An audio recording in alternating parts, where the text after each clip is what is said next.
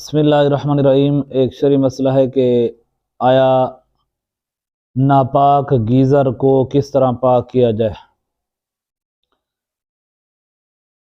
تو اس کا جب یہ ہے کہ اگر گیزر میں کوئی نجاست گر جائے یا نجس چیز اس میں مل جائے، اس کے پاک کرنے کا طریقہ یہ ہے کہ ایک طرف سے اتنا پانی ڈالتے جائیں اور دوسری طرف سے اس کا نل کھول دیں تاکہ وہ پانی نکلتا جائے۔